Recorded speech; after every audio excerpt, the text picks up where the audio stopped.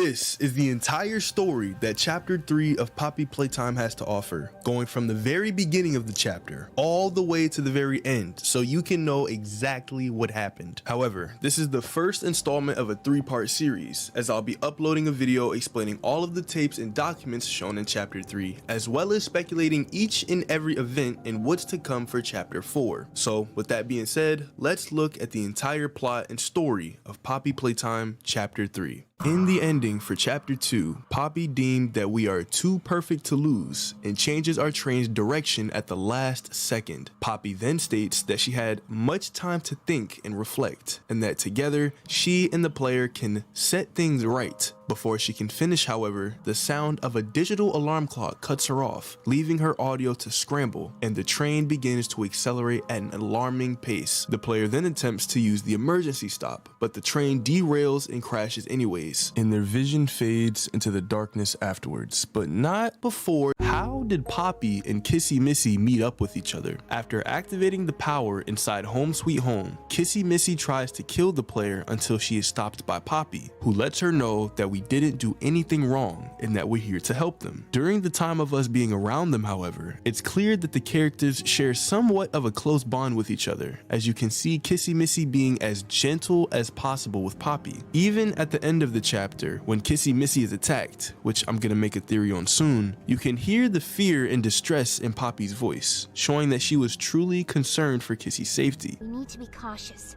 There's something... What's she doing?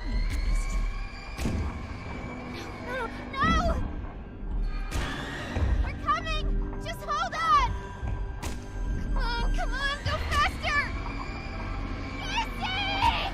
But how did the two manage to meet up, or even find each other in the first place? We know that in the end of Chapter 2, the train that was supposed to be our way to escape changed directions due to Poppy, claiming that we are too perfect to lose, and we ended up crashing deeper into Playtime Co. And Poppy was also on the train with us, and we figure out that in Chapter 3 she's perfectly fine. She wasn't found by Catnap like us, and when we do finally meet up with her, she hasn't really suffered any damage from the crash. But if you remember this one scene from Chapter 2, we first meet Kissy Missy while we're trying to go through a gate and finish one of the puzzles, as suddenly a door opens and Kissy Missy comes out and comes towards the gate. She looks at us and cocks her head to the side a little bit, trying to understand what our objective is, and once she realizes that the lever is what we need to continue, she pulls it down for us, gives us one last look, and walks away. But here's the thing, Kissy Missy wasn't on the train with us, and she was nowhere to be found, so how did she end up being down in Playcare with us? Well, I have 3 theories on how this meetup could have happened, with my they see a sign for Playcare, and the chapter concludes. But before getting into the gameplay of Chapter 3, we're presented an episode from a show known as The Smiling Critters, released by Playtime Co., which include Crafty Corn, Picky Piggies, Hoppy Hopscotches, Kickin' Chickens, Bubba Bubba Fance, Bobby Bear Hugs, the leader of the Smiling Critters, Dog Day, and finally, Catnap.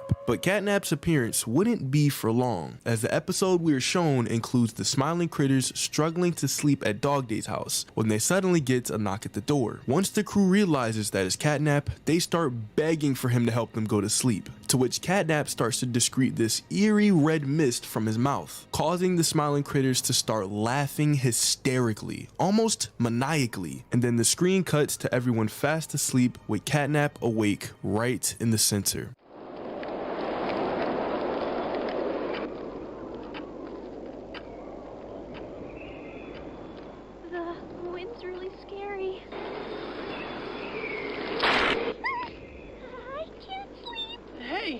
Okay, guys, I promise. All winds blow away.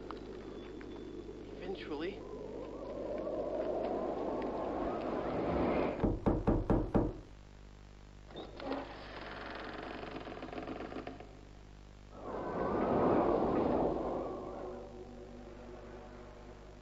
Catnap! Please, help us go to sleep, Catnap! We need it, Catnap! Please help us! Sleep! Sleep! Sleep!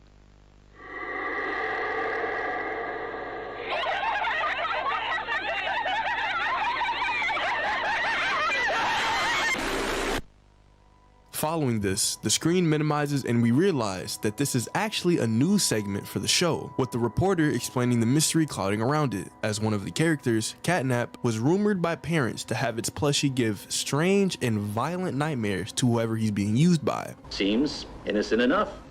However, parents across the country report their children experiencing strange and often violent nightmares. And beside them, their little, grinning Catnap doll. With the controversy swelling and getting too big to handle, Playtime Co. decides to recall any evidence of him ever existing, removing any image of him from all marketing material. But we, the player, know that only one thing appears glaringly certain. Your children are not safe with Catnap.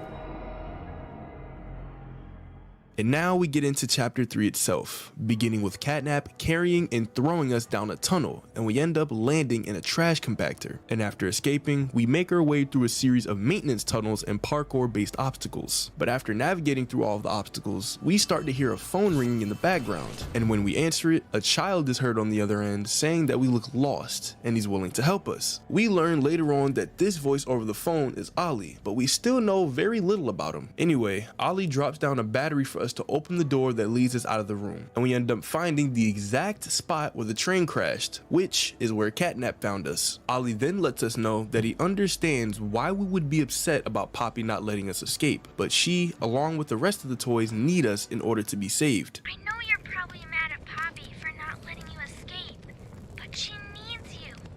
We need you. You are our mission.